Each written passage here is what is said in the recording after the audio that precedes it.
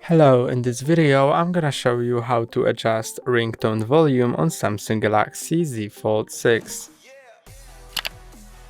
To adjust ringtone volume, just use up or down volume button, then click on these three dots to reveal volume panels, and this slider is the ringtone volume. This is the notification volume, this is the media volume, and this is the system volume. Adjust your ringtone volume to higher or lower, and then click somewhere else on the screen. And that's all for today. Don't forget to like and subscribe. See you next time.